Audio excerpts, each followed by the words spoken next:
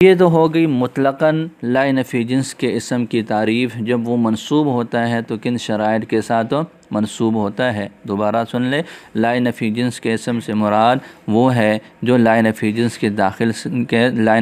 کے داخل ہونے کے بعد کلام میں یہ جو ہے وہ منصوب کب ہوتا ہے؟ جب یہ متصل ہو، نکرہ ہو، مضاف ہو یا مشابہ مضاف ہو۔ اب آگے مصنف رحمۃ اللہ علیہ نے فرمایا کہ جی اس کی منصوب ہونے کے لیے یہ شرطیں ہیں، اس کی منصوب ہونے کے لیے یہ شرط، اگر بالفرض یہ شرطیں نہ پائی جائیں،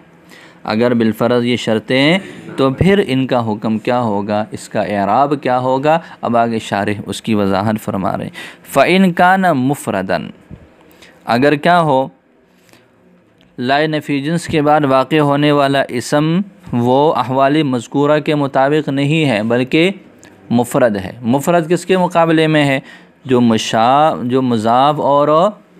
مشابہ مضاف نہ ہو، مطلب جو آخری دو صورتیں تھی ان کا انتفاع ہے۔ اگر بالفرض لا نفی جنس کے بعد واقع ہونے والا جو کلمہ ہے، جو اس کا اسم ہے، وہ مفرد ہو، یعنی مضاف یا مشابہ مضاف نہ ہو، باقی وہ نکرہ بھی ہے اور جو ہے وہ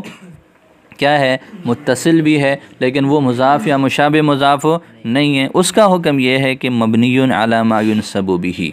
کہ وہ مبنی ہے علی ما ینصب بہ۔ یہ علی ما یرفع بہ ایک تعبیر اس طرح آپ لوگ پہلے پڑھ چکے ہو، اس پر اعتراض بھی پڑھا ہے، وہی اعتراض یہاں پر بھی ہے اور وہی وضاحت یہاں پر بھی ہے، پڑھ لیتے ہیں، پریشان نہیں ہونا جی۔ فَإِن كَانَ، پس اگر وہ مسند الیہ، یعنی اصلاح کے داخل ہونے کے بعد، المسند الیہ بعد دخولها غیر واقع علی الاحوال المذکورۃ، وہ واقع نہ ہونے والا ہو احوال مذکورہ پر، بل کان مفردن، بلکہ وہ کیا ہو، مفرد واقع ہو۔ مفرد سے مراد بے انتفاع الشرط الاخیری فقط، یعنی صرف آخری شرط کے انتفاع کے ساتھ، اور آخری شرط کیا ہے؟ وَهُوَ كَوْنُهُ مُضَافًا أَوْ مُشَبَّهًا بِهِ، یعنی وہ اس کا مضاف اور مشابہ مضاف ہونا ہے، اس شرط کا انتفاع ہو۔ اب جب اس شرط کا انتفاع ہوگا تو پوری صورت کیسے ہو جائے گی؟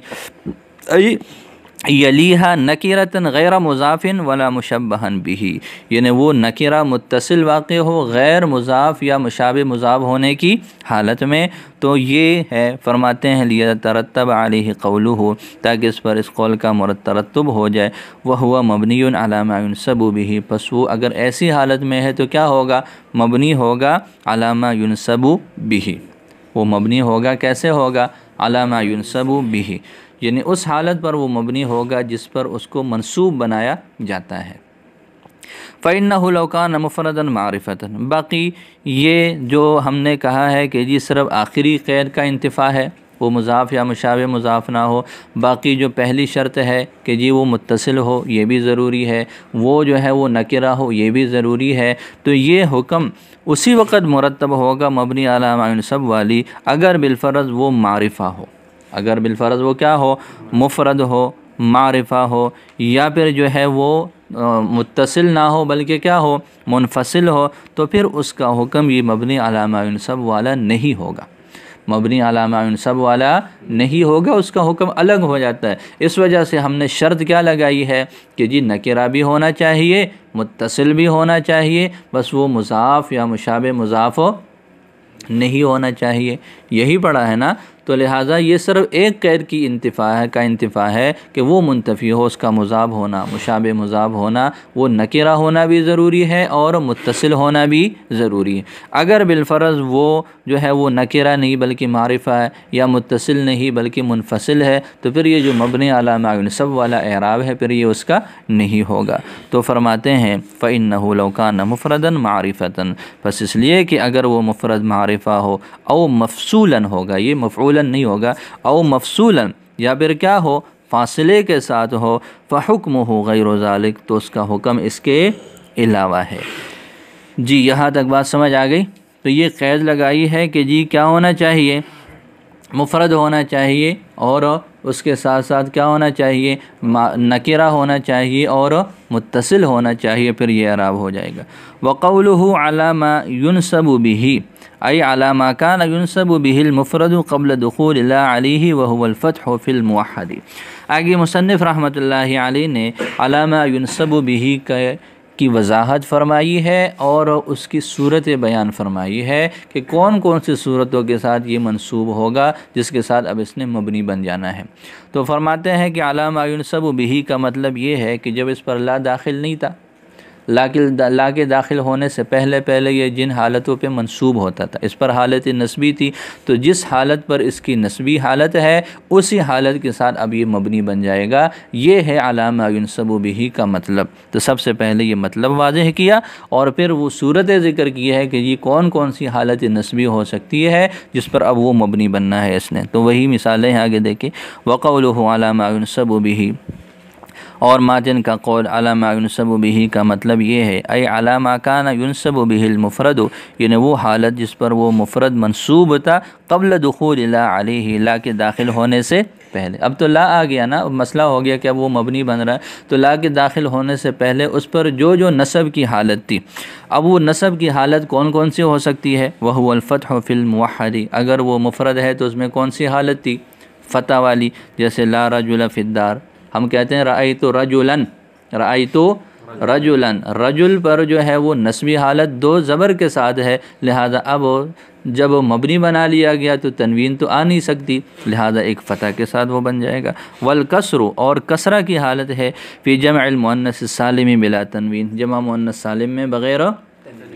जैसे अब कहते हैं रअयतु मुस्लिमातिन, हाँ अब तिन है, इसकी हालत नस्बी है, जब हम इसको मबनी बनाएंगे तो क्या हो जाएगा, ला मुस्लिमाती हो जाएगा, ला नफ़ी जिन्स का इसम फ़िद्दार। वल याउल मफ़तूह मा क़ब्लहा फ़िल मुसन्ना वल मकसूर मा क़ब्लहा फ़ी जमअल मुज़क्कर सालिम, मुसन्ना में या मा क़बल मफ़तूह के साथ इसकी हालत नस्बी है और जमा में या मा क़बल मकसूर के साथ इसकी हालत नस्बी है, तो उसी के साथ ये मबनी बन जाएंगे। वल याउल मफ़तूह मा क़ब्लहा, और या मफ़तूहा है, या माक़बल मफ़तूह है मुसन्ना में, और या माक़बल मकसूर है जमा मुज़क्कर सालिम में, जैसे ला मुस्लिमीना और ला मुस्लिमैन हो जाएगा लका। जी यहाँ तक बात समझ आ रही है। तो लिहाजा कौन कौन सी हालतें, वो ज़बर की हालत है, फ़तहा की हालत है और कसरा की हालत है, या माक़बल मफ़तूह की हालत है, या माक़बल मकसूर की हालत है। इन हालतों के साथ ला नफ़ी जिन्स के इसम में वाक़ होने वाला जो कलिमा होगा वो क्या होगा, वो मबनी अलामा युनसब बनेगा। बाकी इस पर एतराज़ है कि जी आपने कहा कि जब वो मुफ़रद हो, जब क्या हो, और आपने मिसाल ला मुस्लिमैनी और ला मुस्लिमीना की दी है और वो तस्निया और जमा है, तो ये वजाहत आप पहले भी पढ़ चुके हो कि मुफ़रद से मुराद यहाँ वो मुफ़रद है जो तस्निया या जमा के मुकाबले में नहीं है, बल्कि वो मुराद है जो मुज़ाफ़ या। तो फरमाते हैं कि वयानी बिल मुफ़रदी, और मुफ़रद से वो मुराद ले रहे हैं माले सभी मुज़ाफ़िन, जो मुज़ाफ़ नहीं है, वला मुज़ारिअन लहू, और न ही मुज़ारे के उसके जो है वो मुज़ाफ़ के मुज़ारे और मुशाबे है। फ़यदख़ुलु फ़ीहिल मुसम्मा मुसन्ना वल मजमू, लिहाजा इसमें तस्निया और जमा दोनों दाखिल हो जाएंगी। अब अगला मसला ये है कि जी इस सूरत में ला नफ़ी जिन्स का इसम मबनी क्यों बनाते हैं, मबनी के साथ इसका कहाँ से रिश्ता निकाला है। तो फरमाते हैं कि जी इसका मबनी होना मिन के माना को तज़म्मुन की वजह से, यहाँ पर मिन का माना मुतज़म्मिन है, ये इसम मिन के माना को मुतज़म्मिन है, उस मिन वाले माना के तज़म्मुन की वजह से ये मबनी बन जाता है। क्यों, इसकी क्या वजह है? इसकी वजह यह है कि जब हम यूँ कहते हैं ला रजुला फ़िद्दार, ला रजुला फ़िद्दार जब हम कहते हैं तो इसकी पूरी इबारत यूँ निकालेगी ला मिन रजुलिन फ़िद्दार। क्या इबारत निकालते हैं, ला मिन रजुलिन फ़िद्दार। उसकी वजह क्या है? उसकी वजह यह है कि आम तौर पर ला रजुल फ़िद्दार ये बतौर जवाब के वाक़ होता है एक सवाल के लिए। वो सवाल क्या होता है, यूँ सवाल कहते हैं हल मिन रजुलिन फ़िद्दार, हल मिन, तो कभी तो हकीकतन लफ्ज़ी तौर पर ये सवाल होता है, सवाल में मिन जो है वो मौजूद है तो जवाब में भी मिन को मुतज़म्मिन कर लिया जाता है। दूसरी सूरत यह है कि कभी हकीकतन नहीं होता बल्कि क्या होता है, हुक्मन, कि आम तौर पर ऐसे होता है कभी अगर किसी मौके पर ना भी हो तो हम अपनी तरफ से बना लेंगे कि हाँ इस तरह का एक सवाल हुआ था जिसमें मिन था, अब वो मिन जो है वो हम जवाब में भी निकालेंगे जिसकी वजह से वो मबनी बन रहा है। देखें व इन्नमा बुनिया लितज़म्मुनिही माना मिन, और इसको मबनी बनाया जाता है मिन के माना को متضمن ہونے کی وجہ سے، اس لیے کہ لا رجل فی الدار کا معنی ہے لا من رجل فی الدار، ٹھیک ہے، لأنہ جواب، اس لیے کہ یہ جملہ بطور جواب کے واقع ہے، لمن، اس کے لیے، یقول، جو یہ کہتا ہے، حل من رجل فی الدار، حقیقتاً ہوتا ہے، اور تقدیراً، یا پھر کیا ہوتا ہے، تقدیراً ہوتا ہے، کبھی تو حقیقتاً سوال ہوتا ہے، کبھی حقیقتاً سوال نہیں ہوتا، یا جو ہے وہ سوال ہوتا ہے لیکن اس میں من نہیں ہوتا، تو یہ دونوں ہی صورتیں آ جائیں گی۔ تو فرماتے ہیں فحذف من تخفیفاً، پھر کیا کر لیا، من کو تخفیفاً حذف کر لیا گیا، من کے معنی کو، اور من چونکہ حرف ہے، مبنی الاصل ہے، تو اس کی مناسبت سے یہ جو ما بعد ہے اس کو کیا بنا لیا، مبنی بنا لی۔ باقی کہتے ہیں کہ جی مبنی بنانا ہی ہے تو پھر کسی اور اعراب کے ساتھ کیوں نہیں بنایا، مبنی علی ما ینصب کیوں بنایا، جب آپ نے مبنی بنانا ہی ہے تو پھر کسی اور اعراب کے ساتھ مبنی کیوں نہیں بنایا، کسی اور نشانی کے ساتھ، اس کو مبنا جو ہے وہ منصوب کے ساتھ کیوں مبنی بنایا، تو فرماتے ہیں کہ اس کی وجہ یہ ہے کہ اصل تو یہ لا نفی جنس کے اسم میں واقع ہے، اور لا نفی جنس کا ابھی آپ لوگوں نے پڑھ لیا کہ یہ ایک تعریف یہ ہو سکتی ہے کہ لا نفی جنس کا جو ما بعد ہے وہ منصوب ہی ہوتا ہے، وہ کیا ہوتا ہے، حقیقت کے اعتبار سے وہ منصوب ہے، یہ عامل ناصب ہے اس کے لیے، تو یہ منصوب ہے، تو حقیقت کے اعتبار سے جس اعراب کا وہ مستحق ہے وہ تو نصب ہی ہے، تو لہٰذا جب یہ مبنی بن گیا تو مبنی والی حالت کو اس اصل اور حقیقت والے اعراب کے ساتھ جو ہے وہ مناسب رکھا گیا کہ جی وہاں پر وہ منصوب تھا، تو اب یہ مبنی علی ما ینصب ہو جائے گا۔ وَإِنَّمَا بُنِيَ عَلَى مَا يُنْصَبُ بِهِ، اس کو مبنی علی ما ینصب بنایا جاتا ہے، لِيَكُونَ الْبِنَاءُ عَلَى حَرَكَةٍ أَوْ حَرْفٍ، تاکہ یہ بنا ہو جائے ایسے حرکت کے ساتھ یا ایسے حرف کے ساتھ، استحقھا النکرۃ، جس کا یہ نکرہ مستحق ہوا ہے اصل میں، قبل البناء، مبنی بننے سے پہلے، مبنی بننے سے پہلے تو یہ منصوب تھا، اس پر حالت نصبی تھی، لہٰذا اب کیا کریں گے، اسی حالت پر اس کو بنا دیں گے۔ اب رہ گئی یہ بات کہ جی یہ مشابہت تو اس میں بھی ہے، جب لا نفی جنس کا اسم جو ہے وہ مضاف یا مشابہ مضاف ہو تو وہاں پر بھی مبنی بنا لیتے، وہاں پر بھی کیا کر لیتے، مبنی بنا لیتے، اس کو کیوں مبنی نہیں بنایا، تو وہ فرماتے ہیں کہ جی یہاں پر ہم نے من کو محذوف نکالا ہے، اور جب لا نفی جنس کا اسم مضاف یا مشابہ مضاف ہو تو اضافت یہ اسم کے خواص میں سے، اضافت کس کا خاصہ ہے، اسم کا خاصہ، تو اسم کے خاصے کے آنے کی وجہ سے اب اس پر اسمیت والی جو جہت ہے وہ غالب آ جاتی ہے، وہاں تو من کے ساتھ، من کے تضمن کی وجہ سے ایسے کیا نا، لیکن جب اس میں اسم کا خاصہ آ گیا تو اسم کا خاصہ آنے کی وجہ سے اسمیت کا اس پر کیا ہو گیا، غلبہ ہو گیا، اور وہ من والی جو جہت ہے وہ مغلوب ہو گئی، لہٰذا مبنی نہیں بنایا جائے گا۔ وَلَمْ يُبْنَ الْمُضَافُ وَلَا الْمُضَارِعُ لَهُ، مضاف اور مشابہ مضاف کو مبنی نہیں بنایا جاتا، لِأَنَّ الْإِضَافَةَ، اس لیے کہ یہ جو اضافت ہے، ترجح، یہ راجح قرار دے دیتا ہے، جانب الاسمیتی، اسمیت کی جانب کو، فَيَصِيرُ الْإِسْمُ بِهَا،